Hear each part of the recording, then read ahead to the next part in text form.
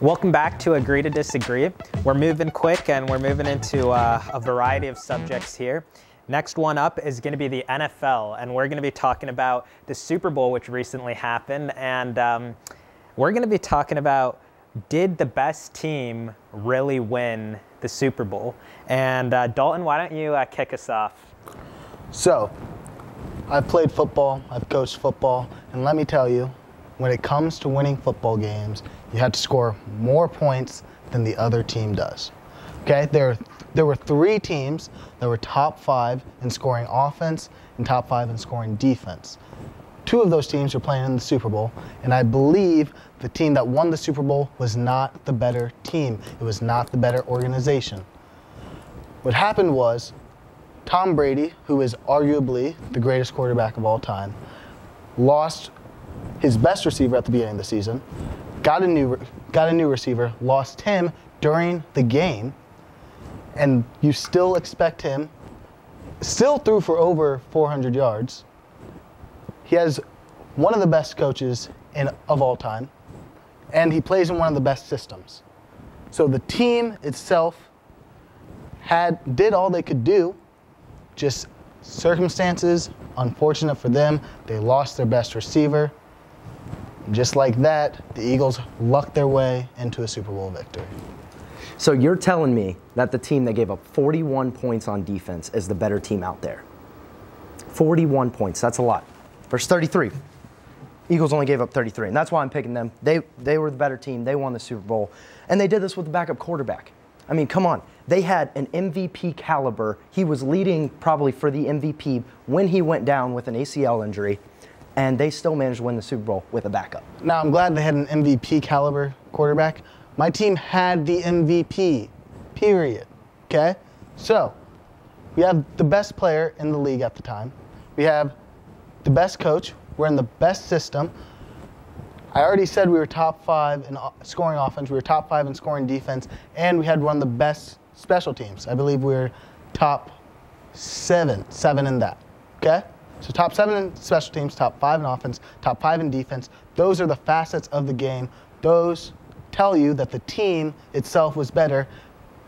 Just any given Sunday, any team can win. All right, quick rebuttal, Ethan. Okay, yeah. On any Sunday, any given team can win. But this is the Super Bowl. Every player out there knows the stakes. They know that this is the biggest game potentially of their lives. Because some people only get one Super Bowl. Because it's not like the Patriots year in and year out that make it there. Well, the Patriots were in there, so, but continue. Can I? Yeah, Thanks. please. Thanks. I appreciate this. Come on. Anyway, it was a pretty well-reffed game. I don't think there were any bad calls. I don't think there were any too extreme calls.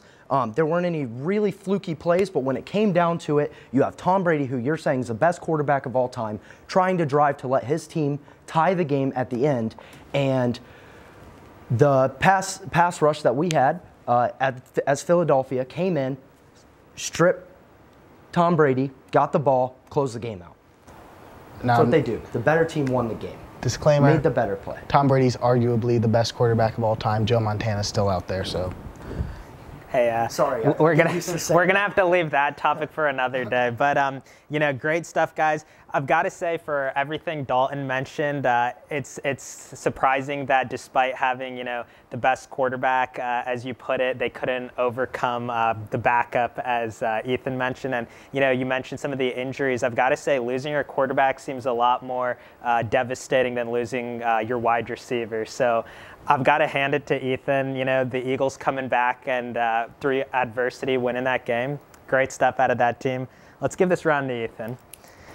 He needed one. He needed one. Hey, there's still a lot left, and we've got 2 great topics coming up here, and we'll move into the next one, which is about the censorship of the media. It's an interesting topic, and we have social media, we have TV, radio, and these days the access to information is just so huge. So that begs the question, what should we censor, what shouldn't we censor? And let's see where these gentlemen stand on the issue.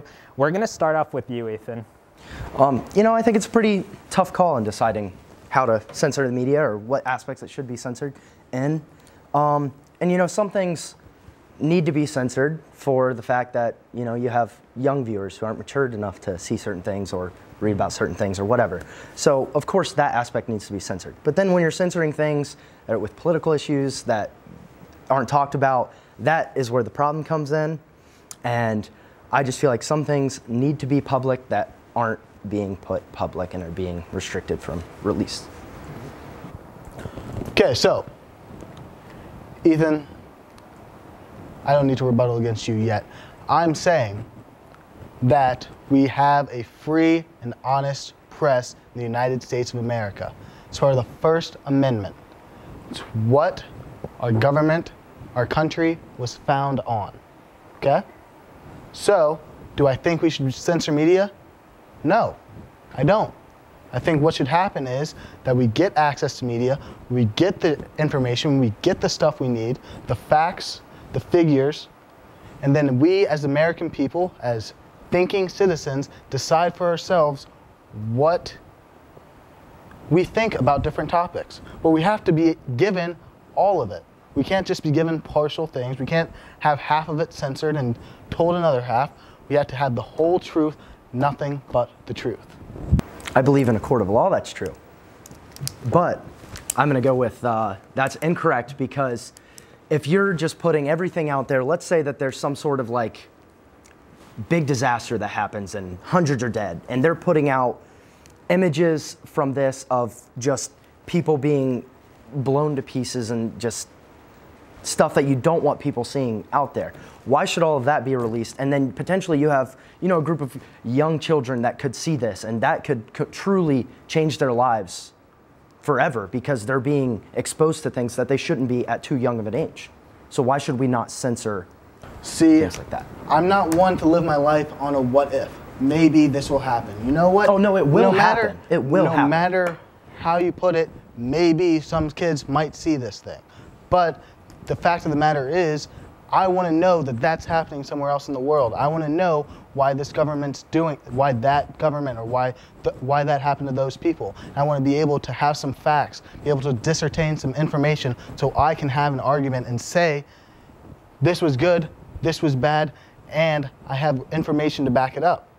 If you're censoring it, if you're not giving me the whole truth, then I can only give from what I know. And so I could have a partially ignorant opinion because I don't have all the facts in front of me. All right, that was a really interesting discussion we had going there. I think I really like what Dalton said about presenting all the facts, and I think it's important, you know, especially with children, that we kind of have the adults in society make sure to monitor what they're seeing, but have you know, the decision makers be available to see all the information. So really compelling points there, Dalton. Hey, don't fear about defeat, Ethan. We've got one more topic left, and this one is a big one because it's for Ohio State. So it's 3 points, and it's going to be about tuition here and whether it should include textbooks. We all know how expensive those are, so should tuition include that or not? Dalton, you're going to start off. So I'm going to start off saying go Bucks. But should tuition cover the cost of books, or should books be covered in tuition? No. No, they should not be covered in tuition, because me as an Ohio State student, if I have to take a class and it requires a textbook, then I'm going to do what I can to find the savviest of deals, whether that's renting an online textbook, finding a friend that's taken the class, or doing something to that effect so that I have the book, I pay as minimal as a price as I need to, and then I'm good to go. What we've seen from Ohio State time and time again is that they're not always going to give us the best possible deal. So I want to be able to be a consumer and find the best possible deal for me as a student. All right, Ethan? So I do agree with you that, you know, Ohio State, they will try to get you. They make you pay for the most for the textbooks, and you can always find a better deal. I've always been a big proprietor of renting my textbooks versus buying them, even though I never open them when I get them. And that's why I think that textbooks probably should be included, because then that'll also include things like your online homeworks that you have to buy for classes. You know, I think almost every class I've taken, I've had to buy some sort of online material to like get access to do my homework online. I don't know if it's big just for science classes, but It may be big for math classes as well, it may not, but I just feel like that is something that should be included. When I have to pay an extra $75 per class to be able to just have the chance to earn 10% of my grade, I feel that that should be included in tuition. You know what? I understand that. That makes sense that you want the online homework aspect or whatever to be covered within your tuition, but we're talking about textbooks. The question was about textbooks, okay? Online homework is not textbooks. Textbooks are textbooks. And I don't think textbooks should be part of the tuition because I can rent a textbook. I don't necessarily need a textbook for a class. And so why force me to pay for something if I, A, don't need it, or B, I'm not going to use it? Okay. Clearly, you've never had one of these classes because when you buy this access, it usually gives you access to an online textbook as well, that you have to use that textbook to then answer the questions because it will ask questions directly from the reading. And that is why we need to have that included, because these online aspects, it'll also, if we include this and then we start going all online, we can stop getting textbooks altogether. It can all just be downloaded PDF and we can go that route and then have it all included, and it just makes everything easier. I think we're gonna have to cut it there, guys. You know, just incredible stuff, Ethan, at the end. Absolutely incredible. I've got to hand that to you because those online classes, they're pretty irritating. And you know, that was the big one. That was worth 3 points. So we've got our champ here, Ethan Strauss. And hey, it was a lot of fun. Great effort out of both of you guys. We really appreciate your time. And hey, you heard it at the beginning. We can say it again. Let's just agree to disagree. Thanks for tuning in, folks. We'll catch you next week with some great new topics in store for you. So thanks again and have a good night.